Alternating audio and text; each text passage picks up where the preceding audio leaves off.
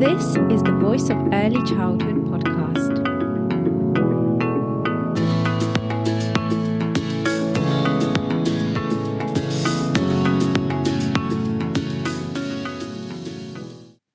Hello, everyone. Welcome to the Voice of Early Childhood podcast. My name is Angelica Slinska. I'm the host and I'm the founder of the Voice of Early Childhood. And today I am joined by Asma Maqsood-Shah, who is Primary Regional Director for Astrea Academy Trust and Strategic Lead for Early Years, and also Nicky Turner, who is the National Lead for Early Years for Astrea Academy Trust. Thank you both for being on this podcast episode. It's great to have you. Nice to see you, Angelica. So today we're going to be discussing the Brain Set project, which is an ongoing project that Astrea Academy Trust are taking part in, that the early years team are taking part in, and it will be brilliant to hear all about this project. I know that there's already some impact that you're seeing in practice, which is fantastic.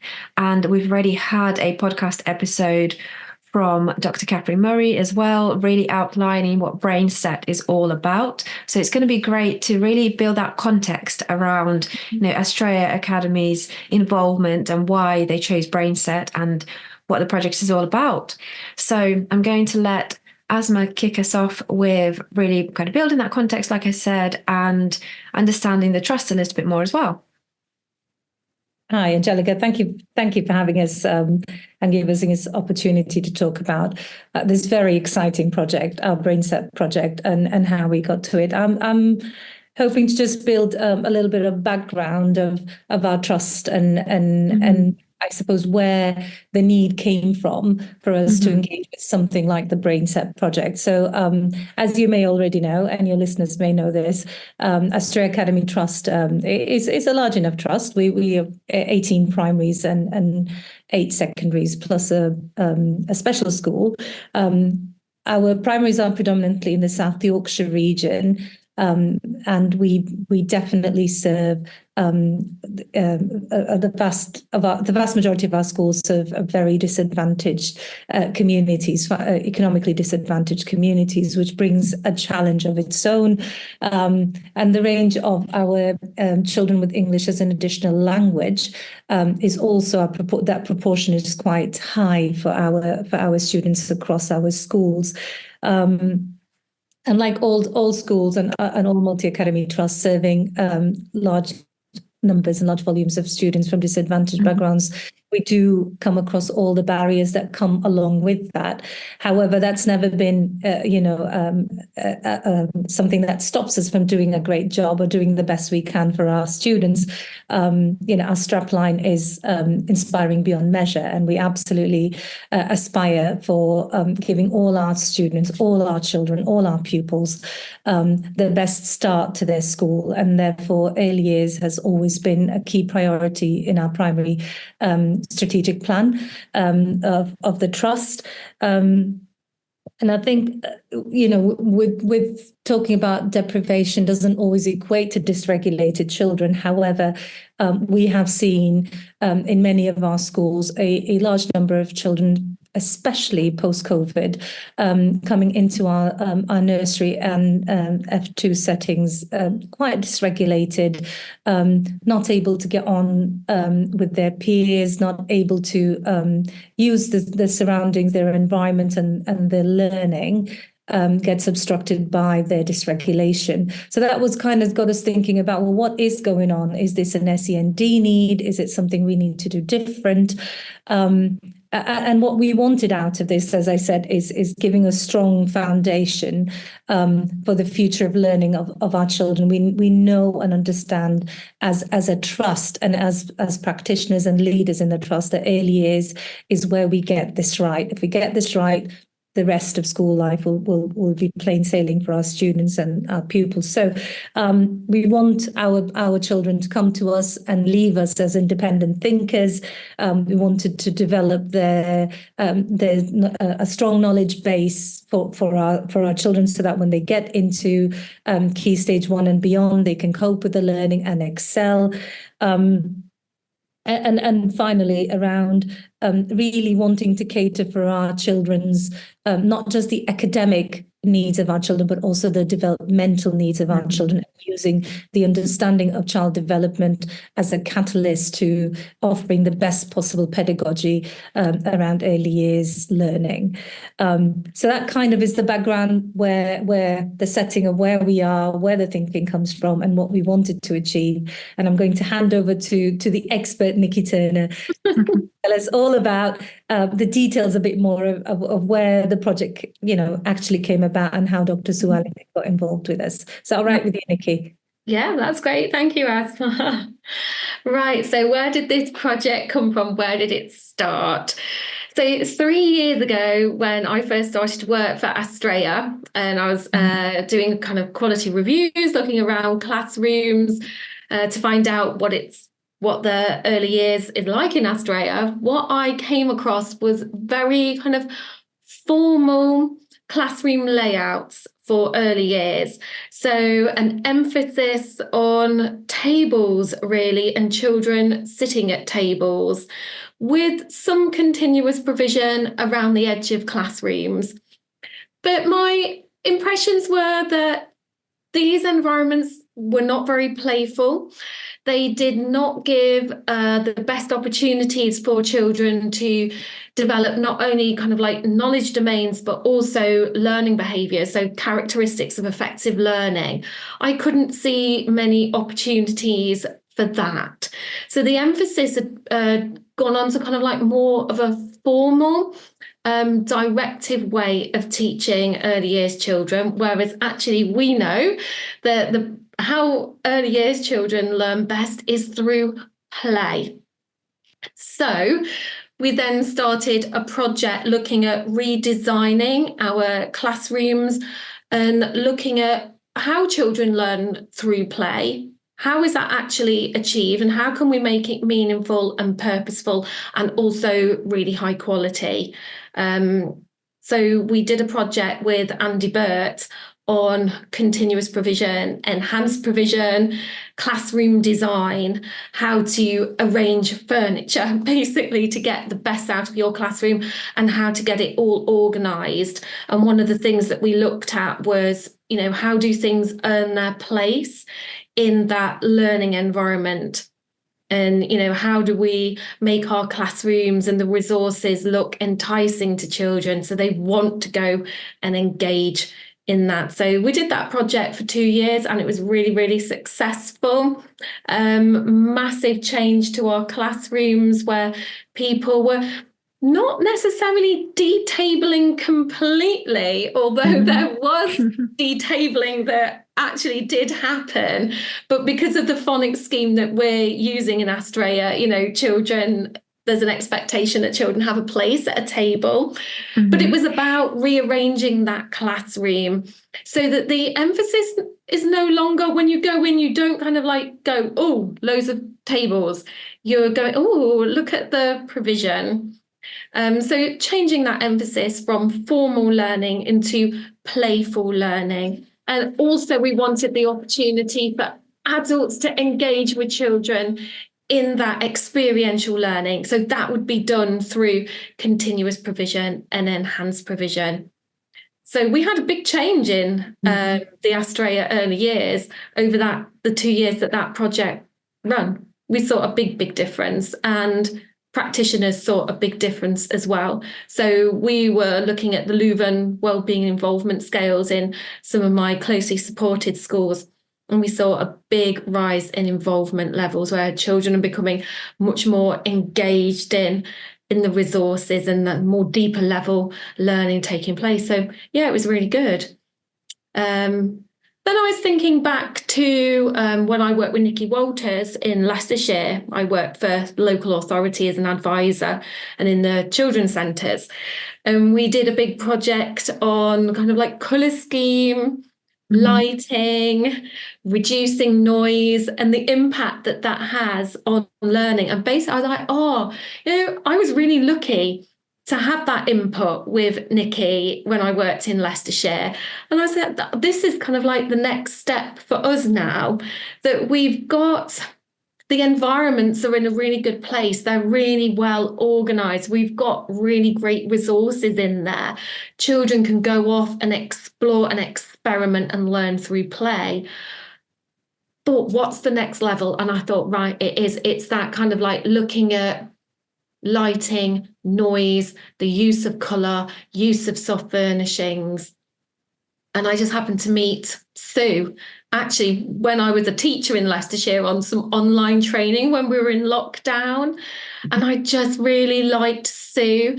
She reminded me of Helen Bromley, who I had the pleasure of working with back in the kind of the early noughties when I worked in Leicestershire. Helen really inspired me. And I thought, oh, I'd love my EY leads and practitioners to work alongside someone like, because Helen was so inspiring. Oh, it'd be really great if they could connect with someone like that as well. And I kind of felt that in Sue Allingham. She just got something about her. And I thought, yes, I think our educators would really connect with her. Mm-hmm. So I contacted Sue, got talking, and then it just so happens that, you know, she does this work with Dr. Catherine on learning environments, and she could basically deliver kind of like my vision for these environments with the lovely lighting, soft furnishings, and, you know, the colour schemes that support children. You know, children have busy lives, don't they? You know, when screen time and stuff, there's like lots of images of changing rapidly. There's a lot of noise. It's so busy. We have hectic lives. And because of some of the circumstances that, you know, our children are coming from, the behaviours that we see in the classroom, I really wanted to kind of create an opportunity to bring calm into their lives.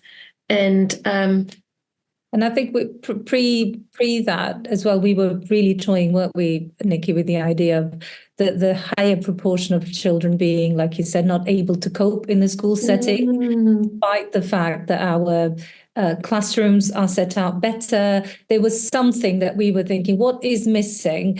And also the impact of COVID. You know, some of those children were babies during COVID, you know, and suddenly to be in this open plan environment with all these resources, and, you know, how can we help keep those children again feel safe in such a contrasting environment to their own, like you said, you know, so it came at a good time for us, didn't it? You were thinking about it, but then we had all those pupils that we were worried about, that we knew it wasn't an SEND need, but there was something not quite right post-COVID in particular.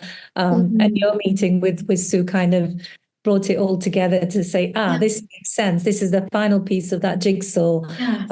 Around our environment, and around perhaps that will take our settings to the next level of catering for those children. Is that correct? Have I said that? Because early years environments, they are busy because, you know, especially when we've gone now to learning through play and exploring with all of this equipment, it is busy. It can get noisy, you know, that we want there to be a buzz in early years, but we don't want it to be overwhelming for children. So it was looking at research and techniques where we can create a place where children feel safe, emotionally safe, where we're minimising distractions so they can become focused on what they want to focus on. So that's kind of like where the BrainSet project kind of came in, really. Fantastic. Well, what I'm really hearing from both of you actually is just how much reflection there is going on constantly. You know, you talked about previously changing the environments, but then you just always keep progressing, keep reflecting, keep going that one step further. Like you say, you know, the thinking about the lighting, the soft furnishings, softening noise levels, color schemes, not being overstimulated. So it's not just about, is our environment a learning environment for these children? Actually, let's think about their emotional development. You know, like you were saying, Asma, actually it's fantastic that Astrea Academy Trust is really thinking about not just the academic side, like you said, but really about their development and the life skills as well. You know, talking about the fact that when you're really thinking about children walking away from your school, you know, finishing your schools, and really being prepared for life, and not just prepared for that next step. Are they prepared for primary school? Are they prepared for secondary, for college, university, or work? Actually, just making sure that they're well-rounded individuals, that they're happy, they're safe, they're secure, they're emotionally prepared for any challenges that come their way in adulthood. So it's so great to hear that that's the focus. It's so much bigger than just the day-to-day, the academic learning that can be a bit reductionist sometimes when we just focus on the academic side. Yes, we really wanted to focus on, children's emotional well-being. That's why we started to use the Leuven scales to look at well-being. So there's all like little bits that come before this, because children need to feel safe and secure. That needs to be a starting point for them. If they don't feel safe and secure, then they're not going to be in a position where they can think. Because their mind is, it's in stress, isn't it? They're in flight, fight. Yeah, it makes perfect sense. We really wanted to support them with that sort of safety.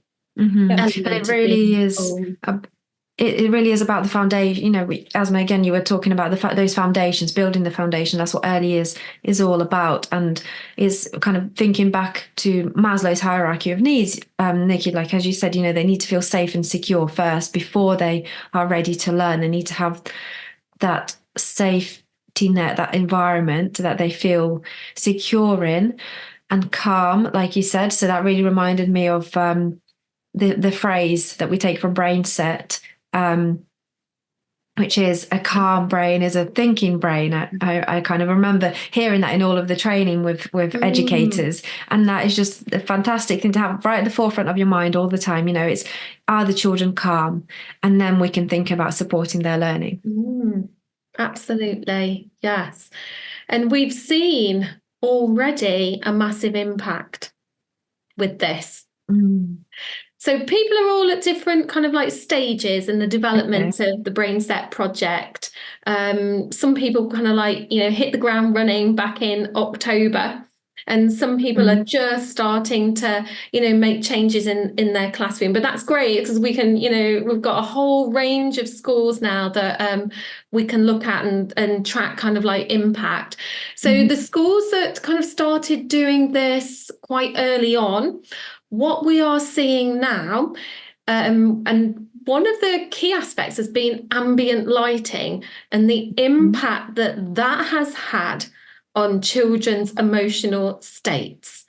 So in these schools now where, they're making really good use of natural light, lamps, the atmosphere is just so calm. And children, they're talking, they're discussing, they're busy, but the voices are much softer now. Not because the teacher is telling them to, just naturally, it's a quieter environment. And because it's quieter, children who are developing their communication and language skills, say those children that find it difficult to distinguish foreground against background noise. But when children are learning, developing their communication and language skills, they need to be focusing in on the person that's talking to them. But if they can't hear properly, that causes issues. But now, because of this ambient lighting, it's so much quieter and calmer. This is having a big impact in the classroom for children's thinking skills. And it's not just me that's noticing it. Our phonics lead, our behaviour lead have noticed the change in kind of children's emotional states. And we also have the recalibration areas, and some of the recalibration areas are just absolutely beautiful. It's like magical. These places with voils and soft baskets and cushions, and children who have, dysregulated take themselves into these areas. And I've seen it, children there all cozy with a lovely storybook, just getting themselves back into that space where they feel safe again, and then can, when they're ready, come back into kind of like the main classroom area. It's really quite amazing. I felt it myself as well, Angelica. I went into with Eden Thorpe, and brilliant use of ambient lighting, absolutely magical environment. And then I was at this light box area with a group of children, and they were retelling stories, and they were really focusing in. And then all of a sudden, an adult came into the room that's not normally in that room. Probably thought it was a bit dark and switched the lights on. And you know what? The magic of that storytelling disappeared. And I thought, oh my gosh, I really felt there the impact that using lighting has on your ability to focus and, you know, feel that magic in that early years classroom. I couldn't believe it. I was like, gosh, this has something here. This, you know, the Brain Set project, it does work. And I think that the reason we've seen impact so early on in the project, because we're only halfway through the first year of this, aren't we, Nicky? Is the fact that there's a common understanding between all our school leaders and practitioners at all levels, that yes, our core business is an education with excellence. You know, that's what we're about. We want children to achieve academically, but in order to do that, we understand that we've got to create the right environment in order to get our pupils to think about the things we want them to think about. And the Brain Set project has been much, much more than just, you know, I think the danger is people hear things and say, oh, this is just about putting a few ambient lights here and move furniture around that way, and you've got it. It's actually a much deeper understanding of how the brain develops and how the brain functions and how the environment impacts on the way how our brain responds to the environment we are put into. And I think that takes us really nicely to the point around, which is why we had to think really carefully that everybody understand that there is no compromise on the quality of education we're offering. We are actually, what can we do to enhance that?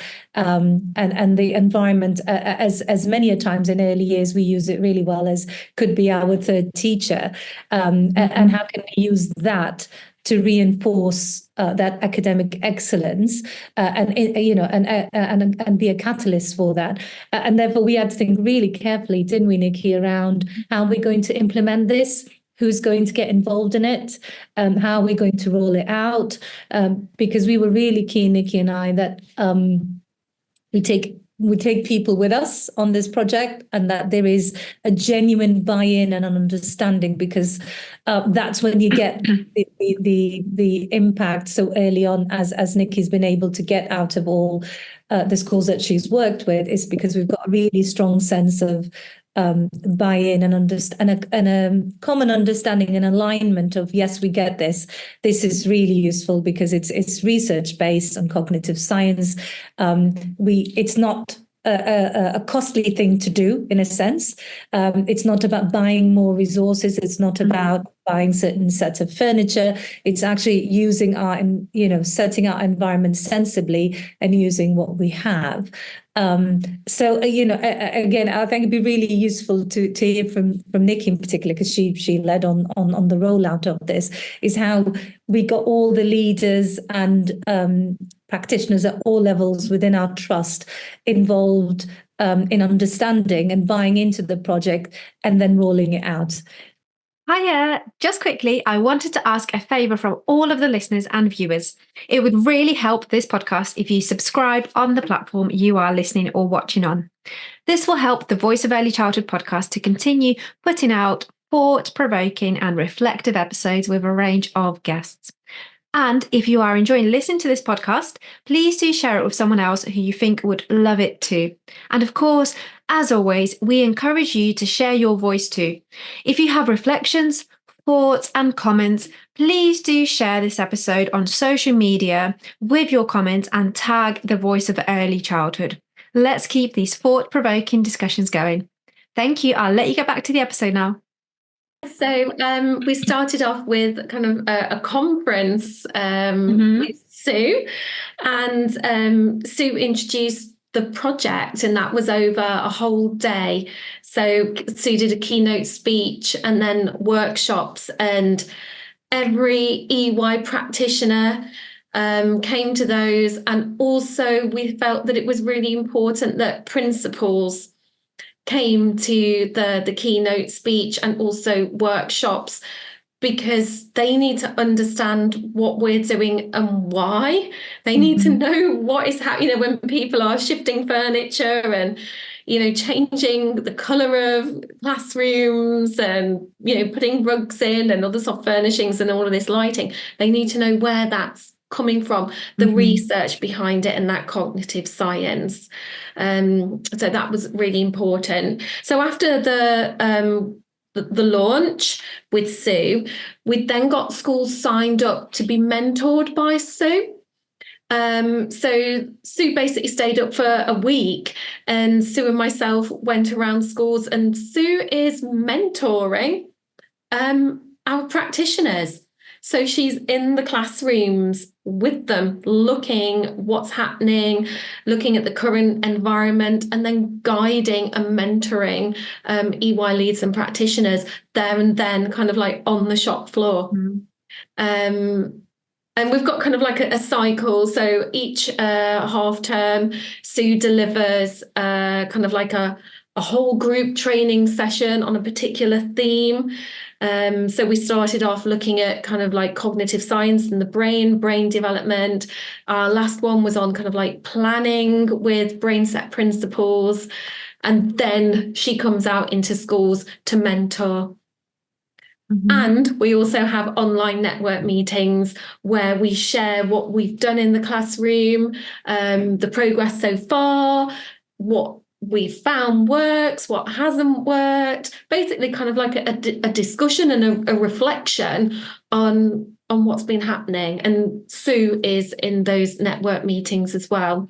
So we've got that kind of like cycle for an entire year of input with Sue, mentoring out in schools, and network meetings. So it's quite robust, and we're sharing photographs. Also, we're going around each other's settings and having a look what we're doing. So there's a lot of networking that's going on other than the networking with Sue.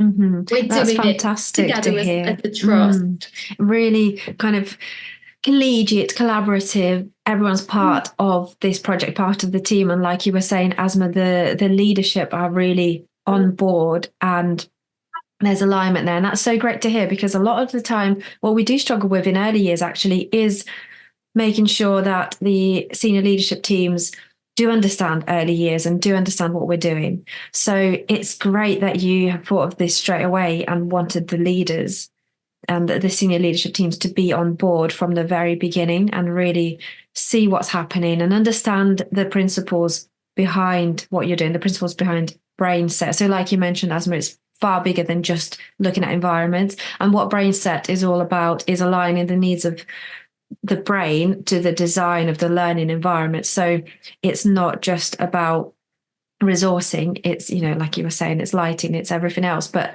really coming from brain development and not just what looks nice or what can we see children engaging in and we think that's working. It's going back to neuroscience, really, isn't it?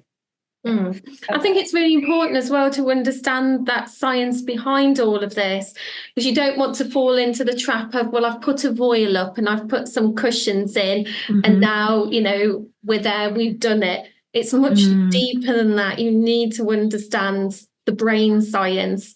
And it's great that we've got Sue every half term that comes in and, upskills us all on that.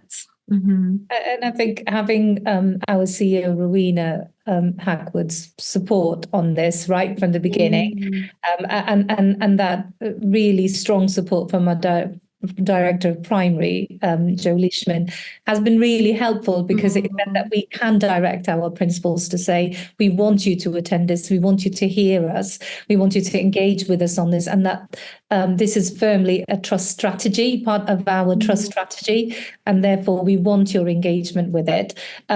It's sometimes that little bit of a push into something, and then having someone as credible as Sue Allingham and her expertise has also been great. I think, like Nicky said right at the beginning, what a pleasure for our staff, our support staff, as well as our senior leaders and our practitioners on the ground, to have the opportunity sometimes to have, a lot of the time, to have one-to-one or small group coaching from someone of her caliber. It is, I think, an exceptional training opportunity for our staff that we couldn't let it go, could we? So it's a culmination of getting all those people together, common understanding, a common buy-in, based on some really strong neuroscience, being able to then galvanize people and get people excited about, this makes sense, this will make a difference. And now the key schools have been particularly the ones that have been leading the way on this project for us within our trust, have kind of made their own networks within the other schools as well. And other schools have said, hang on, we want a part of this. And we want to, and people we have some really good examples. I'm sure Nicky will be able to point out specifics of schools that have said, oh, I want to work on that. I want my EY lead to be part of the working at pace on this. So it by osmosis as well. I think when you have something good and something successful, people want part of it. So it's been great to be able to offer that implement and roll that out in a systematic way, that then leads us on to the next potential stages, and as well as the impact that we're looking for around regulation of pupils, around engagement with the environment, around the academic excellence as well, because that is ultimately our core business, isn't it? To get the great outcomes for our children, get them ready for the next stage of life. It's just, I think the rollout has been critical in how we've done it, and getting the right people and their voices and their support behind this, including Dr. I think, Nicky has a really good understanding of the brain set, and probably could have got some of those principles of brain set rolled out in our trust. But it was the fact that we had, an expert in that field to support us with that, to lead the way on this, has been really powerful. And I was just going to add to that, actually, when I'd been on the training days, and with Dr. Sue Allingham and the educators, and with yourselves, and we would go on a little tour of the setting that we were in, the school, and look at the classrooms, and the educators would show the work that they've been doing and really showcase their changes that they've made and talk about the impact. And everyone else visiting from other schools were so interested, so curious, and really asking questions, and kind of really considering how can they implement this back in their school as well. And you can really see that motivation and inspiration they get from each other. And that is so important, that you're not feeling like you're on your own as an early years leader or an early years teacher, or perhaps you're just working within your school. Actually, it's so much bigger. You're part of the trust, like you say. It's a whole overall trust strategy, so everyone feels like they can collaborate, work together, work in partnership, take ideas from each other, because they've all got something to learn from each other. It's not just from the trainers, the leaders that they're learning from. Actually, the educators are learning from each other's practice and their own reflections as they go along. It's an ongoing project, like you mentioned. It's an action research project, really, isn't it? In terms of, this is where we were at the beginning. These are the things that we're learning. This is what we're implementing, and then we're thinking about the impact, changing things up again, and seeing what impact this has. Constantly, like we mentioned earlier, constantly reflecting. I've seen an impact on the staff as well, Angelica. Not just on children, but on the adults in the classroom. And I now have a sense that people actually feel really proud of their environments, because they have actually put a lot of effort into designing and developing these learning environments. They've made huge changes, and I see when I go in, they're kind of, holding themselves in a way that says, I like this space. I feel proud of this space. And when they then hear great feedback and others that are really interested in what they've done and why, that makes them feel good. Mm-hmm. And they've really got ownership of their own classrooms then, haven't they, as educators? And they feel empowered. So it's not just, they come into work and they do the planning and they set some resources up. Actually, it is their space, and they really have a big impact on how they plan it beyond just the resources. There's so much more there. We spend a long time in our classrooms where, like not just in teaching time, but you're there before you start school and after school's finished. And to feel good in a space. So it's actually the emotional well-being of the adults as well that this is having a profound impact on. So, it's supporting the children, but I also think it's supporting adults, that they like to be in these places too. Yeah. And if the adults feel this way, then of course, imagine how the children feel. If like you said, Nicky, when you'd come into some of the classrooms, you'd feel that sense of calm yourself. And this certainly the children do, and parents probably as well. If they do have access to the classrooms, they must see that difference there and then, but also maybe when their children come home too. Yeah. Well, I was just going to say, I've got lots of notes actually from this.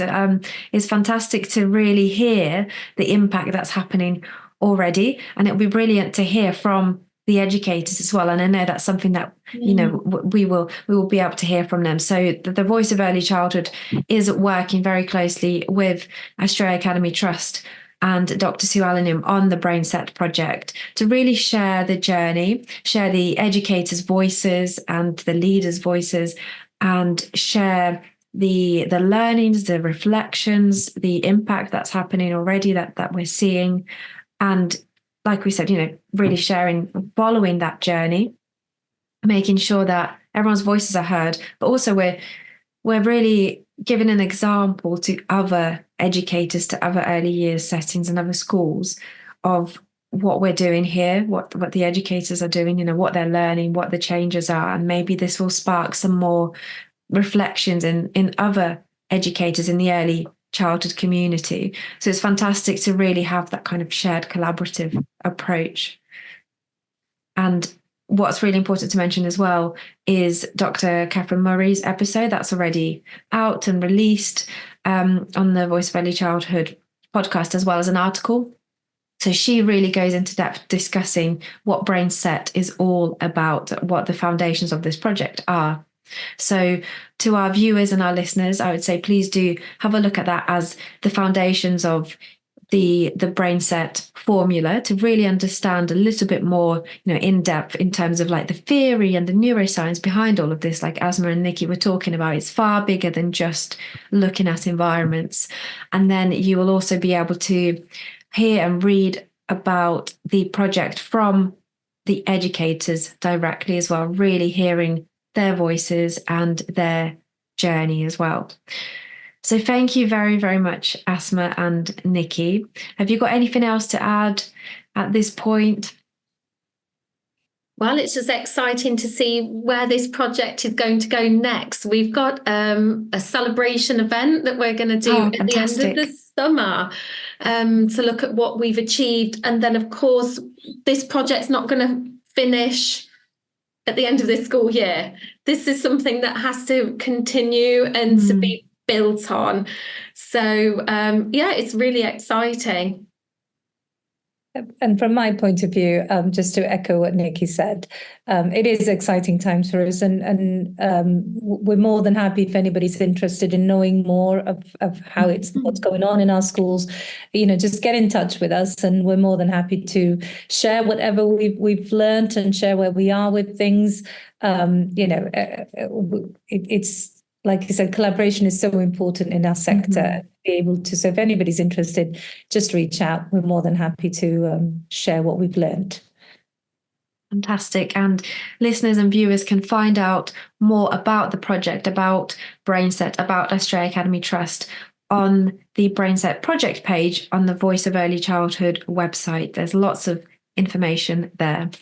So thank you both very much again for sharing the journey so far, giving us that context and sharing some of the impact already.